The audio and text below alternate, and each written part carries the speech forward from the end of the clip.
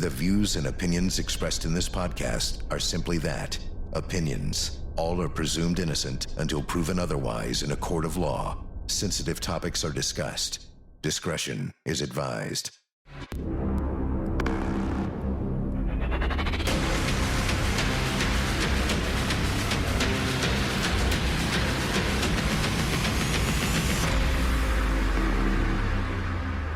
I'm Vinnie Politan. The subject of my investigation is the case everyone is talking about, the tragic abduction of Nancy Guthrie.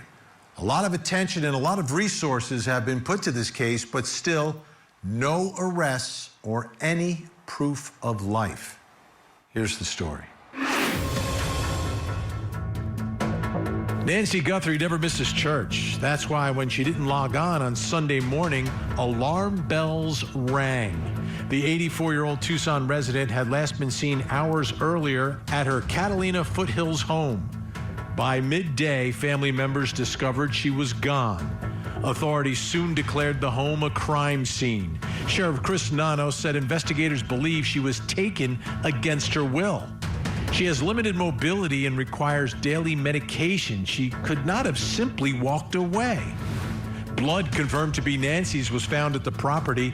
Surveillance later revealed a masked person outside overnight. Then came the chilling development. Ransom letters referencing personal details surfaced publicly. The FBI joined the search, but despite the attention and the national spotlight tied to her famous daughter, there is still no confirmed proof of life.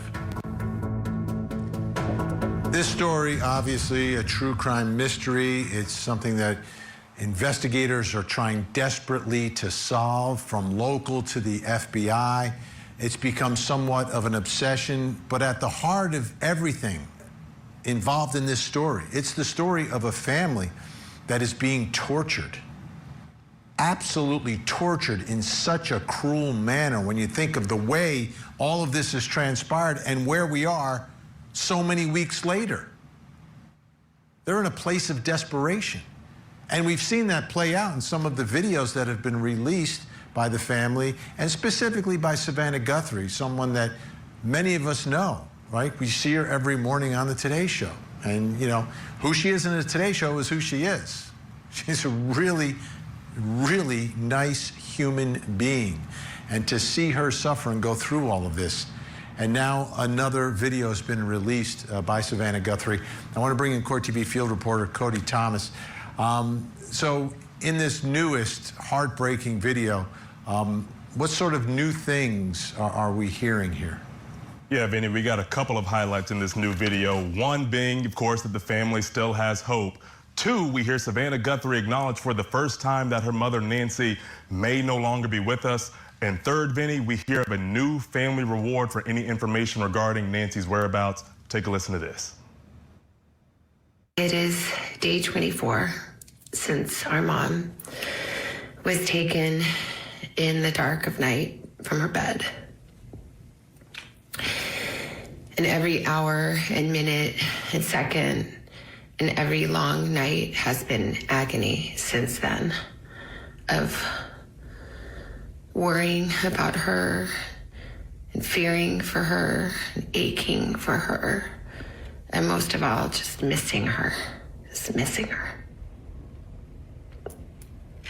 We know that millions of you have been praying. So many people have been praying, of every faith and no faith at all, praying for her return, and we feel those prayers. Please keep praying without ceasing. We still believe. We still believe in a miracle. We still believe that she can come home. Hope against hope. As my sister says, we are blowing on the embers of hope. We also know that she may be lost. She may already be gone. She may have already gone home to the Lord that she loves and is dancing in heaven with her mom and her dad and with her beloved brother Pierce and with our daddy. And if this is what is to be, then we will accept it. But we need to know where she is. We need her to come home. For that reason, we are offering a family reward of up to $1 million for any information that leads us to her recovery. All of the information about this reward and the details is in the caption below. You can call the 1-800-TIP line. You can be anonymous if you want. Someone out there knows something that can bring her home. Somebody knows. And we are begging you to please come forward now. So we got $1 million reward now from Savannah Guthrie's family, Vinnie, but we know there's been a bit of a reward history. We know the FBI initially announced that there was a $50,000 reward for any information. Then a couple weeks later, they upped that amount to $100,000. And then also there's an attorney in Milwaukee, Wisconsin, who offered up $100,000 through Milwaukee Crime Stoppers because he also has work that he does through Crime Stoppers. So that's $200,000 of reward money on the table before this $1 million offer as well. But we've also now learned that Savannah Guthrie initially wanted to offer up this $1 million the day that her mother went missing.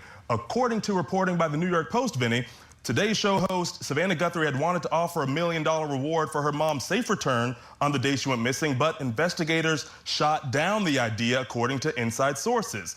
She had wanted to offer the $1 million on day one, but, quote, all involved in the investigation feared it would result in a deluge of bogus tips when investigators already had thousands of tips coming in organically, according to the source. Now, Vinnie, of course, I understand where they're coming from, but we also heard the FBI say regarding those ransom letters that we heard about that any decision made regarding those would be left up to the family. So it leaves me wondering, why not this as well? Yeah, and it's not like there was no reward. Like, there was a reward. It was $50,000, which might motivate some people, but $1 million might motivate someone closer to the abductor. Like a cousin, an ex, a spouse, an ex-spouse. I mean, there are a lot of people that could be closer to someone that, for $50,000, maybe I don't do it. $1 million, my life has changed. And that brings me to the first question in our investigation tonight. Why wouldn't they want a large reward for information? When I say they, I mean like law enforcement. If there's 50,000 up, why? And then they up it, right? They put out 50, then they up it to 100. That's the FBI. Does a lot of this stuff. Yet they didn't want a reward on day one or day two or day three or day four or day 5, 6, 7, 8, all the way up until day 24. Let's try to get some insight here. Joining me, founding member of the NYPD K-9 unit and former Nassau County Police Lieutenant Mike Gould is with us, and missing persons private investigator, search and rescue pilot, ground search technician Steve Fisher also with us. Thanks so much. All right, Mike, why? I don't understand this, right? All right, if there's no reward, right? There's no reward. We don't want these people just sending us fake information, which, by the way, in a high-profile case, they will do anyway. I don't know how many high-profile ones the sheriff's been involved with. But what's the difference? To me, the only difference between 50,000 and $1 million is that $1 million might motivate someone who may not be motivated by 50,000, who is close to an abductor / potential murderer. Yeah, Vinnie, I don't disagree completely, but there's always, of course, 3 sides to every story. That $1 million also will bring out a large fringe group of lunatics also trying to scam the family out of the money. So initially, I think, and whether we can go back and judge it, $50,000 is not a lot of money. $100,000 is not a lot of money. But Mike, can I just ask you this? Can I ask you this about the lunatics coming out? But do the lunatics know you only get the money if the information leads to something? So it's not like you can make stuff up and fool them into giving you the $1 million. That's the part that's not computing in my head. Explain that to me. Yeah, Vinnie, but they did try these ransom notes, which I never gave any credibility to whatsoever. That was motivated by money and trying to get money. So I don't disagree. And Savannah's right. I agree. Somebody out there knows something. To your point, what is that amount of money that's going to trigger a family member or a relative or a next door neighbor or friend to, come forward? And I'm not sure. So I understand. And initially, also, you have to remember, initially, the logistics of the FBI and investigators weren't set up to deal with the volume of incoming tips that week. They were getting a tremendous amount of tips. They thought, as I thought, this case would come to a conclusion a little quicker based on the digital evidence and other circumstantial evidence, but it just never came to fruition.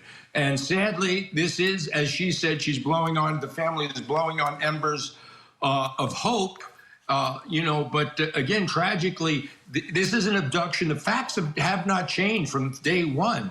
This is an abduction. There's no theories, there's no suspects, there's no evidence, there's nothing more today than there was then.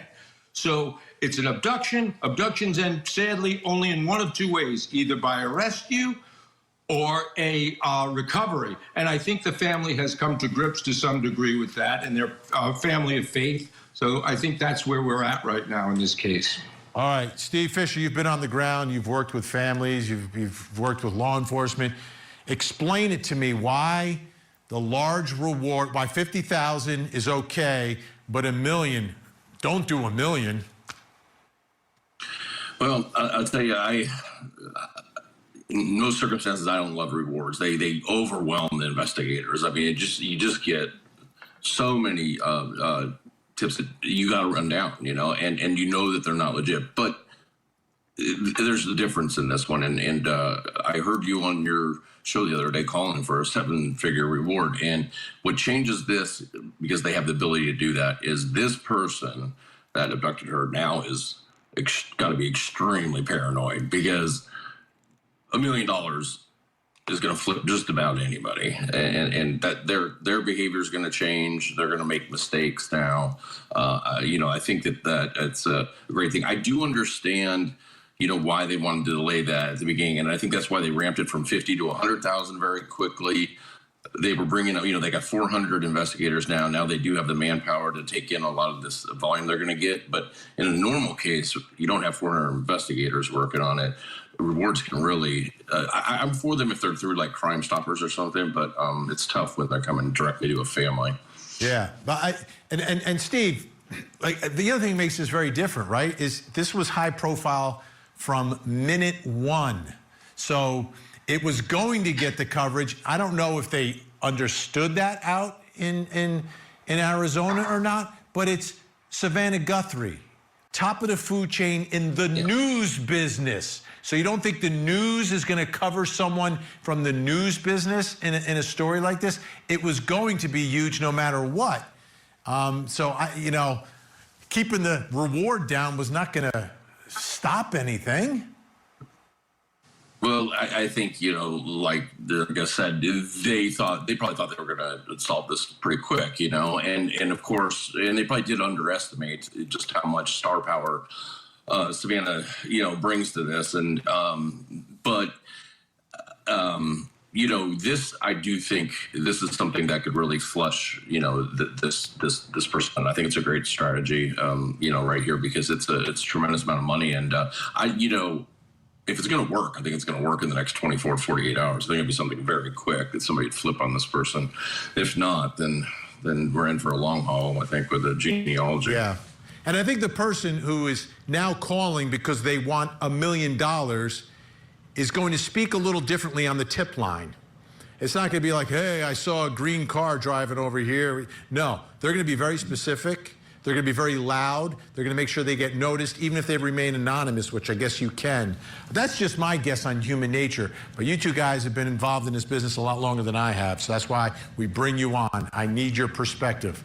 Okay, coming up next, will DNA solve this case?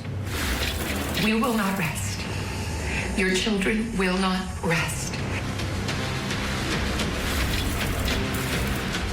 The Court TV podcast will return.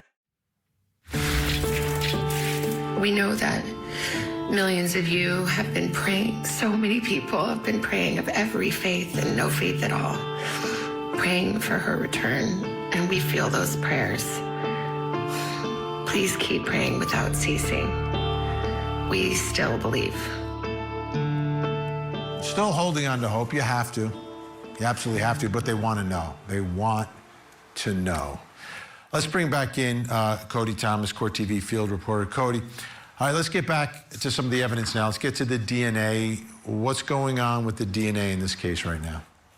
Well, let's first start with what we know. And we know that blood spatter that was found on Nancy Guthrie's front porch, that DNA was sent off, tested, came back, and that DNA matched Nancy's DNA. Now, what do we also know, Vinny? We know we have this image obtained by the New York Post of a glove that was found 2 miles away from Nancy Guthrie's house. This glove is important because authorities thought it resembled the glove worn by the suspect that we've all seen in that creepy doorbell camera video. Now, this glove specifically, Pima County officials sent it off to a private DNA lab based out of Florida for testing instead of the FBI's DNA lab in Quantico, Virginia. Now, I don't know if there's a rift between the two entities there, but that is what happened with this glove, and that DNA on that glove had no hits in the National CODIS database. But Vinny, speaking of CODIS, take a listen to this reporting from Fox News Digital. They say, quote, the DNA samples recovered from inside Nancy Guthrie's home mainly came back to people who had a reason to be there, according to 2 federal law enforcement sources. One unknown sample yielded only a partial profile that could not be checked against the FBI's CODIS database of known offenders. And then, Vinny, we have reporting from News Nation's Libby Dean. She says, quote, the DNA found inside Nancy Guthrie's home was only a partial sample and was not viable for CODIS, a source familiar with the investigation tells me. So, Vinny, thus far, it doesn't seem that DNA is proving to be incredibly helpful, but we do know that authorities are turning their sights to public genealogical databases, kind of like 23andMe, and also kind of like what they used to catch the killer in the case involving the Idaho 4. Absolutely. And that takes a little more time, although we had experts on and said you can speed that process up if you prioritize it, especially in a case involving an abduction. Okay. So again, doesn't sound that promising. Partial, no hits in CODIS in another place. Other ones, people who should be there, not people who are suspected of doing anything. Brings us to the next question in our investigation. Will DNA solve this case? As Cody mentioned, it solved the Idaho 4 case. Still with me, former Police Lieutenant Mike Gould and missing persons private investigator Steve Fisher. Mike, what are your thoughts here? DNA, is this going to be a DNA case? Yeah, Vinny, it is ultimately going to be a DNA case, but DNA is not the smoking gun that we think of when we watch shows on television. DNA is a very complicated science, and it's evolving every day, but you have to have a match. So that theory of the glove, for example, that to me was very far-fetched from its onset. It was just that it looked like a glove found 2 miles away. If you think of where you are right now and pick a 2-mile radius of all the different debris, backpacks, gloves, clothing that might be around a homeless encampment. So I never thought that was going to be. Regarding the mixed DNA inside the house, there's mixed DNA all over our house, your house, everywhere. You could have had a dinner party 6 months ago, and there could be mixed DNA from passing certain pasta bowl around. There's mixed DNA on the faucet of your sinks. Whether it's preserved or not, whether it's viable, but it's not unusual. And this DNA, depending on the environment, can last a very long time. It just doesn't evaporate in a day or two, unlike a fingerprint. It's analogous to a fingerprint in the sense you need a match. Just because you have a fingerprint, it means nothing without the person the fingerprint belongs to. So I don't think it's the smoking gun. I hope it contributes. It might be circumstantial evidence for prosecution down the road. But I don't feel any more comfortable today as I did, sadly, 2 weeks ago or 3 weeks ago. Steve Fisher, your thoughts about DNA. Is this going to be a case that gets solved by the DNA? I think there's a greater chance that if there's more of that surveillance footage that will help in the DNA. But yes, I think it can be solved through DNA. I couldn't agree more with the other guests about the glove. I've never really understood why everybody was hanging on to hope for that so much. I mean, being in search and rescue, doing a lot of searches, I mean, the amount of gloves and Mylar balloons we find out there is just incredible. But this foreign DNA in the house, and it wasn't a strong enough sample to make it in CODIS. It's got to hit those 20 markers. But the IgG testing uses hundreds of thousands of markers, and this is this is science with some really brilliant people working those family trees and stuff, and some computer power, and they can do amazing things. So if that foreign DNA belongs to this person or persons, I think these brilliant people that work with the DNA will find it, but it's going to take time, unfortunately, because we don't have a direct match. And I'm hoping that there's going to be more surveillance that maybe they've recovered. I think that's really the key here. If somebody's going to recognize that person or the increased reward. Mike Gold, are you concerned that a private lab was used and the FBI didn't take control of the DNA in this case?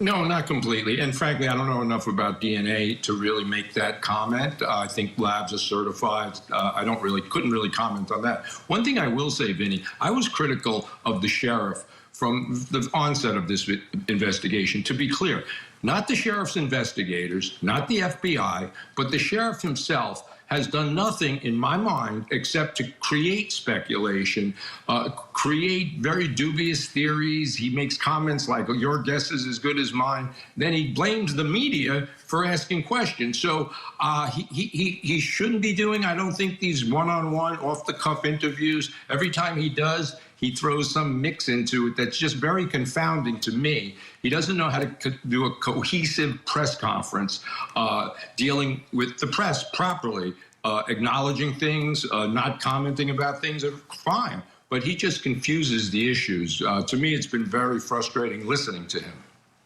Steve Fisher, we're 3.5 weeks in. Are you still confident, or I don't know if you were confident beforehand, but do you think we're going to get a result here, that we're going to get an arrest or information leading to the location of Nancy Guthrie?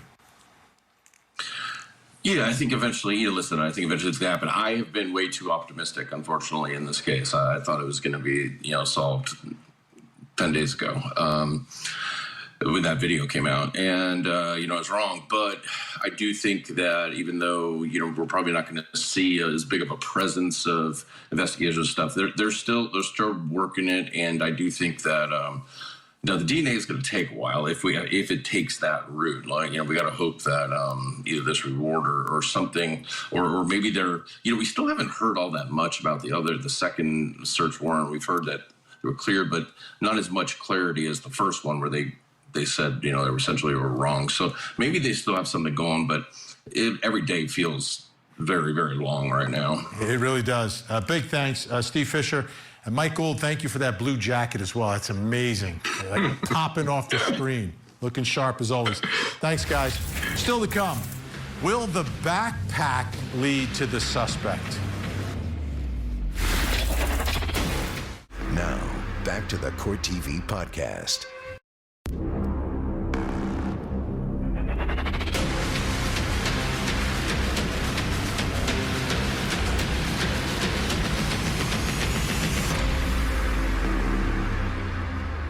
I'm Vinnie Politan. We continue our investigation of the abduction of Nancy Guthrie, a story the public is hoping for a safe return of Savannah Guthrie's mom, but everyone realizing that time just is not on her side at this point.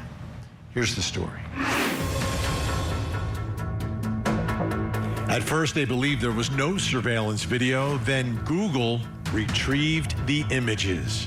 Nancy Guthrie, 84 years old, vanished from her Tucson area home in overnight hours. Her family called police after finding her missing the next morning. Evidence quickly shifted the case into criminal territory. Blood on the front steps, security systems disabled, and then surveillance footage. A masked individual on her porch in the middle of the night, gloves, backpack, and what appeared to be a firearm. Authorities say Nancy did not leave voluntarily. The FBI is now assisting local law enforcement. Ransom communications surfaced, but investigators have not verified their legitimacy. For Savannah Guthrie and her siblings, it is intensely personal. For the rest of America, it is an unfolding mystery, one that grows more unsettling with every passing day. It's tough. You know, there's a level of frustration with the public. But then take a step back. I mean, Savannah and Annie and Cameron, that's your mom. That's your mom who raised you. You lost your dad when you were young. And mom has been there throughout. And these are the days she should be enjoying each and every moment. And this is horrible. And you don't know the answers to the most basic of questions, like who did this and why? Let's bring back in Court TV field reporter Cody Thomas. All right, the public so invested in this story, in this case, and locally, like they're getting together. People want to help. There was a backpack found over the weekend. What do we know about it? Yeah, Vinny, as you said, they got together in a Hobby Lobby parking lot out there in the Tucson area in Arizona, near where Nancy Guthrie lived. Volunteers got together to go on their own informal search, looking for anything, any clues that they could turn over to deputies. And of course, they found this backpack here. We're looking at images that were put up on Getty Images and also images from JLR Investigates on the platform X. Of course, is of the backpack found. Now, the thing about it, though, Vinny, this backpack was found on Saturday. A day later, the Pima County Sheriff's Department said the backpack does not actually appear to be a viable lead because they say it's likely, or it is a different brand than the one worn by the suspect seen in the images we see here from that doorbell camera video that everyone across this country has now seen that was released by the FBI. Now, they also say that the backpack that they found outside looked like it was outside for longer than 3 weeks, and it also had the ID of a minor in it. So again, Vinny, more than likely not the backpack here, aside from it being a whole different brand. Now, here's both of the backpacks next to each other. Of course, the image on the right is a little dark, but we can still see that it's on his body there. But Vinny, what do we have that we went out and got? $10 from Walmart, because we know this backpack here, this is the brand, the Ozark Trail brand. This is the brand that the suspect was wearing in that doorbell camera video. And Vinny, you know, I'm sitting here looking at it. It's a 25 liter. This is the Ozark Trail brand that they say he had on. It's smaller than I expected. You know, we see the insignia here. It's not the Swiss logo that we see on the backpack found by the volunteers, but this is the exact brand. And Vinny, you know, the FBI profile of the guy said he was 5'9" to 5'11". I'm only maybe an inch or so taller than that, so I kind of fit the profile a little bit, and we can kind of see it here, what it looks like relatively on somebody that is probably in the same height, stature, the same build as the suspect. But again, Vinny, a little smaller than I expected. We got the reflectors right here that we see that reflect off of the suspect's backpack in that video. So this is the Ozark Trail, Vinny. We know it's exclusive to Walmart. We know that, you know, obviously very cheap. See that it's small, but this is it. $10. $10. $10 from Walmart. All right. That brings us to the next question in our investigation, and it's all about the backpack. Huge piece of evidence in all this. Will the backpack lead to the suspect in this case? Joining me, former homicide detective, more than 20 years of experience, Phil Waters is with us, and the host of the Pascal Show, Pascal, is here. Great to have you both here. Great to see you guys. Phil, your thoughts about the significance of the backpack. It's something that sort of jumps off the screen at you when you watch that video. They've identified the brand. It seems like it's pretty much exclusive to Walmart. Can this backpack lead us to the suspect?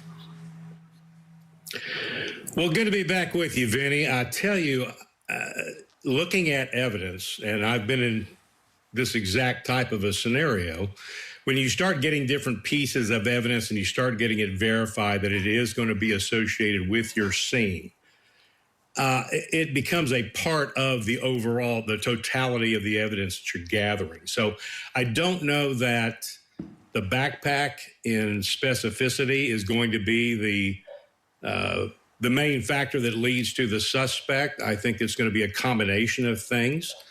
And the backpack is going to be a big part of it because it has been identified and it's exclusive to that particular brand and that particular store where it was purchased. You know, it's interesting, Pascal. Obviously, whoever the abductor is, I've got to believe, has seen the video, has watched the coverage, knows that this backpack is a pretty big deal. It's been talked about a lot. What are your thoughts about the backpack itself and perhaps this suspect's reaction and what he might do with that backpack at this point. Well, I think the first thing he's going to do is probably toss it. He's probably going to torch it or toss it for sure. But as far as law enforcement being able to connect the actual backpack to him, it might be, it might work, but it might be a full-on stretch. I mean, if this is as cheap as it is, as, you know, if people are buying that a lot at Walmart or any other store, the thing is that they're going to have to go through, I'm sure, an amazing amount of receipts just to find out who actually bought a very affordable backpack. The other thing is also, too, just to put a little bee in all of our bonnets, how long ago did this person actually buy this backpack? If this masked assailant actually went to the house, and if it's true that he was there days, if not weeks before the actual crime, then he may have had this whole thing planned for a while. So how long ago when did he actually buy this backpack? And if he did do that, I mean, the search just through receipts and purchases could take forever. Yeah, Phil, how far back would you go in terms of, you know, speaking with folks at Walmart and trying to track people who have purchased this particular backpack? I think in this case, I might go back as far as 6 months. And I will tell you something about Walmart now. I worked a capital murder case where Walmart became involved in it because the suspect that had murdered this young woman and stolen her debit card started using it at Walmart, and he was handing it to friends who were using it at Walmart. Now, I can tell you, Walmart has an amazing surveillance system. It has an amazing surveillance system set up at each register. Every person that goes in there and makes a transaction, you are seeing them scanning whatever they're purchasing, and they are at that specific register, and you are seeing every act that they're committing at that particular register. And we were able to use that, and they are amazing at documenting these sales. And Pascal's right. I mean, it's going to be time consuming because you're talking about now more digital evidence. And it takes time to go through all these things. And as good as Walmart is, it's going to take time to go through all of these purchases at however many. I'm just betting that it's a Walmart there in the area. How many Walmarts do they have? They're going to have to go, and they're going to be able to search specific to the types of items that were purchased. So it's a real possibility that a big break does come out of the backpack purchase. So Walmart, I tell you what, we picked up a license plate on a car where our bad guy got out of in the parking lot, and their cameras picked up the license plate from probably 200 yards away. So Walmart's got it going on when it comes to the security stuff, and that may be where the big break occurs. Yeah, I guess it depends which Walmart you go to. When I go there, it's pretty much all self-checkout, and I'm always smiling because I know someone's taking my picture, Pascal, at that moment. So I want to make sure they catch my good side. But this particular backpack, we ordered through the mail. That's like another whole aspect of this. I don't know if you're planning a murder, if you're going to do mail order, but that is also part of the equation to buy this stuff from Walmart. I don't think this guy's a low-budget crook. He doesn't appear to be terribly sophisticated. I don't know that he was that trying to mix things up by ordering it through the online or through the mail. So my bet is that this guy purchased that item and probably the other items as well, but at a Walmart there in the area. I just don't see him being that sophisticated. Look at that, Phil. I mean, Pascal, Phil is teeing up the next segment. Amazing. This guy's getting so good at TV. Coming up next, did the suspect buy the whole outfit at Walmart? We love you, Mom. Thank you, Mom. We love you, Mom. Stay strong. We love you. This is the Court TV Podcast. We just really don't have enough to say, this is our suspect, this is our guy, we know, or our gal. We just don't know that. And it's really kind of reckless to report that someone is a suspect when they could very well be a victim. It just, I bring to you, to the media, I plead with you to be careful of what it is we put out there, because we don't have anybody here listed as a suspect. And still no public suspect in this case. Let's bring back in Cody Thomas, Court TV field reporter. We talked about the backpack. The other thing everyone obviously is talking about is the mask. What do we know about the mask? Well, Vinny, we heard chatter online about how the mask might be this brand, also exclusive to Walmart.com, called HoboX. Again, you know, Vinny, I searched around all online on Amazon, just a Google search, trying to find this brand. You can only find it on Walmart.com. Here's an image of the suspect's image on the left and then the mask on the right. And you can, you know, one could imagine, you know, what's the difference here? They're just any old basic design. But to me, what stood out was the eye rings. You know, you see the eye rings on the left kind of outlined, and then you see on the right around the eyes and the mouth. That was what was distinguishable to me. But again, Vinny, you know, we don't miss an opportunity for a opportunity. We bought the mask from Walmart.com. They were real cheap, like $7. I think you got buy one, get one free. We come over here, we take a close-up of the mask here. You see them again, you see some of those eye rings. I'll use this one. We don't know what color it was because it was in black and white, but I'll use this one for the sake of what we're doing here. The eye rings here, you see they're a little bit distinguishable around the mouth here also. But also what you see, Vinny, is this long neck on it. And if you look back at the suspect's image, it looks like he has the neck a little rolled up when he's close up on that doorbell camera footage. So this could very well be the mask. You know, you see there when he has it tucked in his jacket, you see it's a little bunched up right there under his chin area. So, you know, that was the one skepticism I had when I looked at these masks of the long neck here. But this could very well be the mask. And then also, Vinny, we've also heard reports that the holster that he had the gun in, the gun that was hanging from his waistband right directly in front of him, we've heard reports that the gun holster could be from Walmart. And we know that Walmart, all Walmarts don't carry gun supplies, but ones in rural areas sometimes do. And, you know, out there in the desert, in Arizona and Tucson, I wouldn't put it past a Walmart out there to carry some gun supplies as well.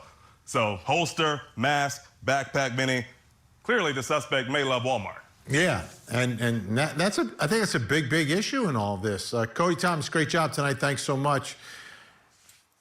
Holster, backpack, mask, the clothing. We've had some talk about the clothing, not as specific, but that brings us to the final question in our investigation this hour.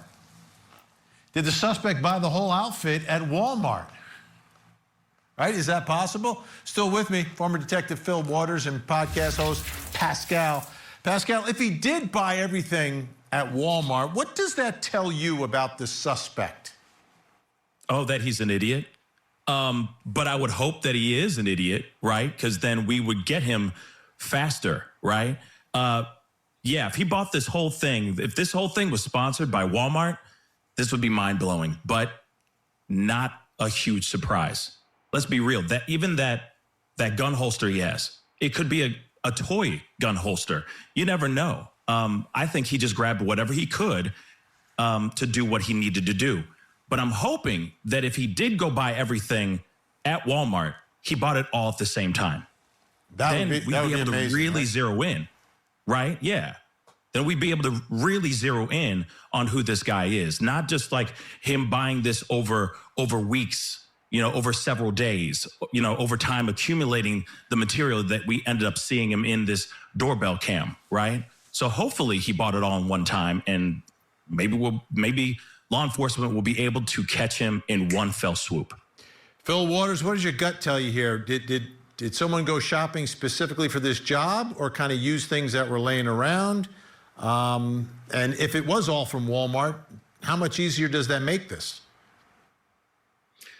Well, it certainly makes running down the purchases a straighter path.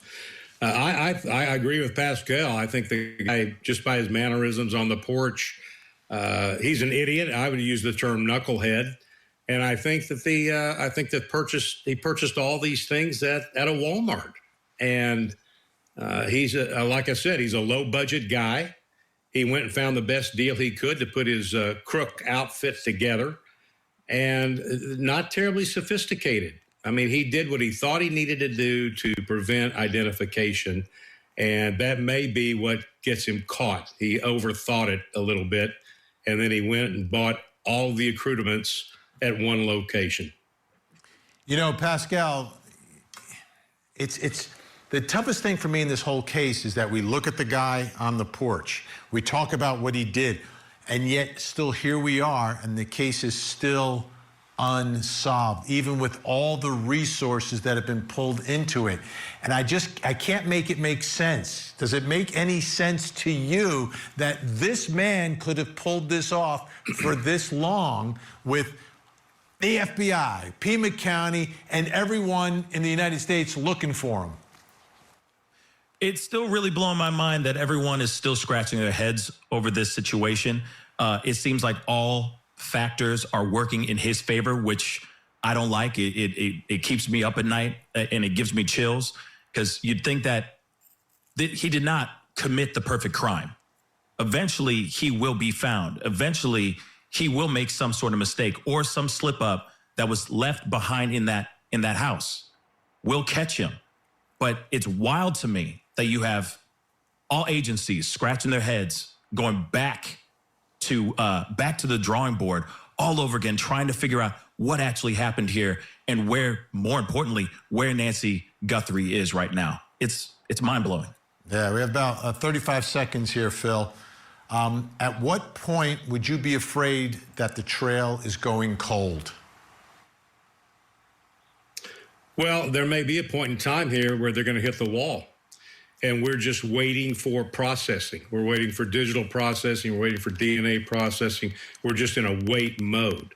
And I've had that happen. And it's very frustrating when you've done everything you can do, and now you're just waiting for results. And that may be what happens here. But in terms of it going cold, to use that term, there's a specific period of time that goes by before a case goes cold, and there are certain circumstances under which it becomes a cold case, and that's not what we have here. So I'm encouraged by the things that are being developed. What I'm discouraged about are these unnamed sources within the investigation or within law enforcement that are releasing this stuff to the press, and I don't think it does anything to enhance the investigation. Yeah. I think it's. I've been in there. I know. You don't like loose lips, Phil. I get it.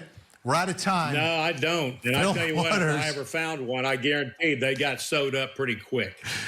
Phil Waters, thanks so much. Pascal, The Pascal Show. Please check it out on YouTube right after this show. Where will the break in this case come from? There are apparently DNA issues, surveillance video issues. Nothing is coming easy for investigators. The one thing that could turn this all around is if someone close to the suspect turns him in and takes the $1 million. But only time will tell. I'm Vinnie Politan. We'll keep digging for answers as the investigation continues. There you have it. If you want to see more in-depth reporting on the latest true crime stories, you can see me every weeknight, 8 p.m. Eastern on Closing Arguments. Thank you so much for downloading. And as always, please don't forget to hug the kids. This podcast is a production of Court TV.